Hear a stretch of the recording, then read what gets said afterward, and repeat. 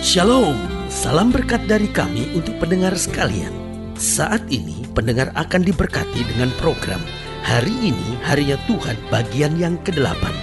Sebuah program rohani tentang doktrin Alkitab yang menolong kita untuk semakin tertanam dalam kebenaran firman dan bertumbuh dalam kemuliaan. Bersama hambanya, Pendeta Gilbert Lumwendong, STH.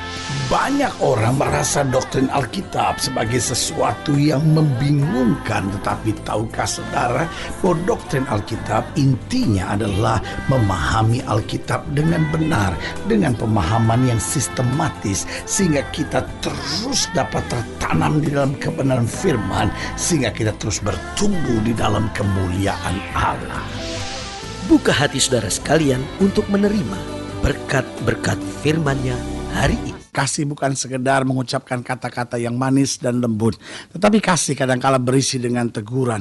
Kasih kadangkala berisi kalimat-kalimat yang tegas untuk menyatakan kesalahan. Karena kasih bukan hanya menyetujui setiap pandangan, tetapi kasih menegur dan membawa setiap orang berjalan di jalan yang benar. Haleluya. Selamat datang di dalam program kita hari ini, Harinya Tuhan. Dan saudaraku yang kasih dalam Tuhan, seperti biasanya bahwa dalam program ini saya percaya iman saudara akan kembali dikuatkan. Saya percaya semangat saudara akan kembali dibangkitkan, karena kita tahu selama firman Tuhan menjadi dasar kehidupan kita, tidak ada yang perlu kita takutkan, karena firman Tuhan akan menuntun jalan kita dari kemenangan lepas pada kemenangan menuju kemuliaan yang luar biasa. Haleluya. Nah, saudaraku yang kasih dalam Tuhan, dalam program ini mungkin saya akan dikejutkan dengan judulnya, dengan temanya, karena judulnya bicara tentang keturunan ular beludak. Saudaraku yang kasih dalam Tuhan, mungkin dengar kalimat itu, sebagian kita akan berkata, waduh, kenapa kata itu keras sekali? Belum lagi kata ini bukan hanya diucapkan oleh orang yang sedang marah, tetapi kata ini sebetulnya sedang diucapkan oleh seorang nabi yang berkuasa, yaitu Yohanes Pembaptis. Dan Yohanes Pembaptis dengan tegas berkata, kamu keturunan ular beludak. Saudaraku yang kasih dalam Tuhan, ini yang saya sebut tadi, bahwa kasih seringkali bukan hanya tersenyum dan mengucapkan kata-kata yang lembut, tetapi dalam satu sisi kehidupan yang memang orangnya sedang mau berjalan menuju kehancuran. Kasih juga bicara tentang ketegasan, kasih juga bicara tentang kedisiplinan, kasih juga bicara tentang keberanian untuk menyatakan kesalahan, memberitahukan jalan yang keliru, supaya kita dapat menuntun orang menuju pada jalan kebenaran. Karena saudaraku yang kasih dalam Tuhan, hanya kasihlah yang bisa memberi keberanian untuk kita peduli dengan orang lain yang sedang salah, tanpa pernah berpikir, masa bodoh, itu kan gak ada hubungannya sama saya, dia mau hancur kek, dia mau masuk neraka kek. Tapi waktu hati kita penuh kasih, kita berkata dia salah, dan saya mau dia kembali ke jalan sorga. Itu sebabnya saya tegur, saya beritahu, tetapi karena saya mengasihinya, saya mau dia berada di jalan yang benar. Haleluya. Nah, kita lihat Lukas pasal 3. Lukas pasal 3 ayat yang pertama sampai ayat yang ke-9. Lukas pasal 3 ayat pertama sampai ayat yang ke-9. Dalam tahun ke-15 dari pemerintahan Kaisar Tiberius, ketika Pontius Pilatus menjadi wali negeri Yudea, dan Herodes raja wilayah Galilea, Filipus saudaranya raja wilayah Iturea, dan Trakonitis dan Lisanias raja wilayah Abilene, pada waktu Hanas dan Kayafas menjadi imam besar, datanglah firman Allah kepada Yohanes anak Sakaria di padang gurun. Maka datanglah Yohanes ke seluruh daerah Yordan dan menyerukan, bertobatlah dan berilah dirimu dibaptis, dan Allah akan mengampuni dosamu, seperti ada tertulis dalam kitab nubuat Yesaya. Ada suara yang berseru-seru di padang gurun, persiapkanlah jalan untuk Tuhan, luruskanlah jalan baginya. Setiap lembah akan ditimbun dan setiap gunung dan bukit akan menjadi rata. Yang berliku-liku akan diluruskan, yang berlekuk-lekuk akan diratakan, dan semua orang akan melihat keselamatan dari Tuhan. Haleluya. Lalu ia berkata kepada orang banyak yang datang kepadanya untuk dibaptis, katanya, hai kamu turunan ular beludak, siapakah yang mengatakan kepada kamu, kamu dapat melarikan diri dari murka yang akan datang? Jadi hasilkanlah buah-buah yang sesuai dengan pertobatan, dan janganlah berpikir dalam hatimu, Abraham adalah bapa kami, karena aku berkata kepadamu, Allah dapat menjadikan anak-anak bagi Abraham dari batu-batu ini. Kapak sudah tersedia pada akar pohon, dan setiap pohon yang tidak menghasilkan buah yang baik akan ditebang dan dibuang ke dalam api. Haleluya. Saudaraku yang kasih dalam Tuhan, di sini kita terkejut dengan satu kalimat pada ayat yang ke-7. Lalu ia, maksudnya Yohanes, berkata kepada orang banyak yang datang kepadanya untuk dibaptis, katanya, hai kamu keturunan ular beludak.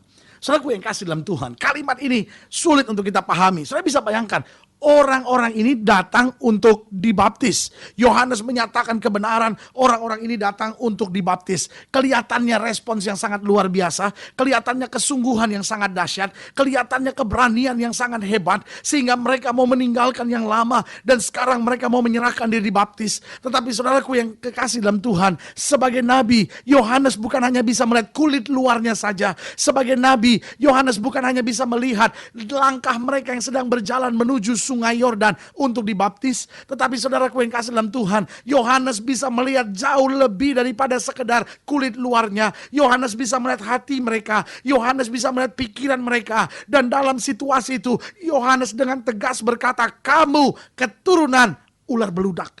Saudaraku yang kasih dalam Tuhan, jangan sampai kalimat yang sama ditujukan kepada kita. Jangan sampai ketika kita berjumpa dengan Tuhan, Tuhan berkata, "Hanyalah dari hadapanku, hai kamu keturunan ular beludak." Karena kalau kita berjumpa dengan Tuhan, kita mau dijumpai Tuhan sebagai hamba yang baik dan setia. Haleluya. Nah, saudaraku yang kasih dalam Tuhan, kalau begitu, siapa sih yang dikategorikan sebagai keturunan ular beludak? Apa sih ciri-ciri orang yang hidup sebagai keturunan ular beludak itu? Saya lihat ada beberapa hal yang dijelaskan oleh Yohanes di sini. Yang pertama, coba saudara lihat ayat yang ke-7. Di ayat yang ke-7 dikatakan jelas, lalu ia berkata kepada orang banyak yang datang kepadanya untuk dibaptis, katanya, "Hai kamu keturunan ular beludak, siapakah yang mengatakan kepada kamu melarikan diri dari murka yang akan datang?" Jadi yang pertama, siapa yang dikategorikan sebagai keturunan ular beludak oleh Yohanes Pembaptis? Yang pertama, seorang yang mempermainkan murka Tuhan. Seorang yang tidak menganggap murka Tuhan itu sebagai sesuatu yang serius. Seorang yang menganggap murka Tuhan itu sebagai suatu permainan belaka. Tuhan kan juga penuh kasih, biarlah saya berzina, toh juga Tuhan ampuni. Sudahlah, biarlah saya judi, walaupun saya Kristen, Tuhan kan juga tahu kelemahan dan kekurangan saya. Biarinlah saya nipu-nipu dikit, yang penting kan saya udah doa minta pengampunan dosa. Jadi saudaraku yang kasih dalam Tuhan, kita nggak khawatir, kita nggak takut, kita nggak gentar terhadap murka Allah. Alkitab dengan tegas berkata, jangan kamu sesat. Allah tidak pernah membiarkan dirinya dipermainkan. Sebab apa yang ditabur orang, itu juga yang akan dituainya. Jadi Alkitab sedang jelaskan, tekankan buat kita, bahwa Allah kita betul adalah Allah yang panjang sabar. Allah kita adalah Allah yang betul murah hati. Allah kita adalah Allah yang betul berlimpah kasih setianya. Tetapi pada saat yang bersamaan, Dia juga adalah Allah yang tegas. Dia juga Allah yang menjatuhkan murka. Dia juga Allah yang tidak bisa dipermainkan. Selama kita berjalan dalam kebenaran, Dia mengangkat, Dia membela, Dia mengerjakan mujizat. Tapi ketika kita lari dari kebenaran, kita mempermainkan Tuhan, maka hukuman Tuhan akan datang menimpa. Saudaraku yang kasih dalam Tuhan, ketika engkau hancur hati, berlutut, nangis, minta ampun atas segala kesalahanmu, Alkitab berkata Tuhan tidak ingat-ingat dosamu. Tetapi kalau engkau mulai mempermainkan Tuhan dan berkata, "Oh gak apa-apalah, sebagai orang Kristen wajar saya buat dosa." Setiap orang kan berdosa, saudaraku. Waktu kita sudah punya sikap mempermainkan murka Tuhan, saudaraku, Alkitab dengan tegas bilang, "Hei kamu keturunan ular beludak." Saya tidak perlu tahu berapa kali engkau ke gereja dalam seminggu. Tetapi jika itu sikapmu, engkau mempermainkan murka Allah, engkau tidak takut akan hukuman Allah, engkau tidak berjuang untuk hidup dalam kebenaran, engkau tidak ubahnya seperti keturunan ular beludak. Mungkin engkau mendengar program ini dan berkata, "Pendeta, kenapa kau bicara begitu keras kepada saya?" Jawaban saya sederhana, karena saya mengasihi saudara. Saya ingin lihat hidup saudara berkemenangan. Saya ingin lihat hidup saudara penuh dengan mujizat. Saya ingin lihat hidup saudara mengalami kemuliaan dan kuasa Tuhan. Sementara kalau engkau mempermainkan murka Tuhan, justru engkau berhadapan dengan sengsara dan kehancuran. Yang kedua, siapa yang dikategorikan Yohanes Pembaptis sebagai keturunan ular beludak? Yang kedua adalah seorang yang tidak menghasilkan buah yang sesuai dengan pertobatan. Ayat yang ke-8 dengan tegas Yohanes berkata apa? Jadi hasilkanlah buah-buah yang sesuai dengan pertobatan. Jadi tegas dikatakan, hasilkanlah buah yang sesuai dengan pertobatan. Makanya dalam kitab Yohanes dikatakan, pohon yang tidak bertumbuh, tidak berbuah, akan ditebangnya. Akan ditebangnya. Akan ditebangnya. Tapi yang berbuah akan dibersihkannya, supaya semakin lebat buahnya. Jadi hidup Kristen harus ada buah-buah pertobatan. Apa artinya buah-buah pertobatan? Selalu saya bilang ada dua jenis buah pertobatan. Yang pertama yaitu buah-buah roh. Apa artinya buah-buah roh? Artinya hidup kita penuh kasih, penuh damai, penuh sukacita, tidak egois, tidak mementingkan diri, tidak sok tahu, tetapi berpikir panjang. Dan semua yang Alkitab katakan dalam Galatia pasal 5 tentang buah-buah roh. Jadi artinya sikap hidup yang menandakan ciri sorgawi dalam hidup kita. Tetapi buah pertobatan yang kedua adalah buah pelayanan. Artinya lewat hidup kita, kita bersaksi kepada orang lain tentang kasih Tuhan. Kita bersaksi kepada orang yang sedang lemah imannya. Kita bersaksi dengan orang yang tidak mengenal kebenaran. Kita bersaksi dengan orang yang sedang hancur hidupnya, yang sedang terseret dalam dosa. Kita bersaksi ketika dia kembali, ketika dia berjalan di jalan Tuhan. Maka itulah buah dari pertobatan kita. Artinya buah pelayanan kita. Jadi jelas ya, dalam buah pertobatan ada dua jenis buah. Yang pertama buah-buah roh, yaitu sikap hidup kita yang menampilkan ciri sorgawi. Tetapi yang kedua adalah buah-buah pelayanan. Bahwa lewat hidup kita orang lain dapat diselamatkan. Haleluya. Jadi siapa keturunan ular beludak? Yang pertama, seorang yang mempermainkan murka Tuhan. Yang kedua, seorang yang tidak menghasilkan buah-buah yang sesuai dengan pertobatan. Dia bertobat tapi maki orang jalan terus. Dia bertobat tapi zina jalan terus. Dia bertobat tapi gak ada buahnya. Tetap suami yang kasar, tetap tempeleng istrinya. Saudaraku yang kasih dalam Tuhan, Alkitab dengan tegas bilang, kamu keturunan ular beludak. Tapi waktu kita mulai menghasilkan buah yang sesuai dengan pertobatan, mungkin selalu belum sempurna, masih banyak kekurangan dan kelemahan, tetapi sikap hatimu lurus di hadapan Tuhan. Maka Yesus menatapmu dan berkata, "Hai kamu hamba yang baik dan setia." Haleluya. Yang ketiga, siapa yang dikategorikan Yohanes Pembaptis sebagai keturunan ular beludak? Yang ketiga, seorang yang hanya memperhatikan sisi luar dari kekristenan. Makanya coba lihat ayat yang ke-8 bilang apa? Jadi hasilkanlah buah-buah yang sesuai dengan pertobatan, dan janganlah berpikir dalam hatimu, Abraham adalah bapa kami. Karena aku berkata kepadamu, Allah dapat menjadikan anak-anak bagi Abraham dari batu-batu ini. Artinya mereka hanya memperhatikan sisi luar. Loh, secara darah kami keturunan Abraham.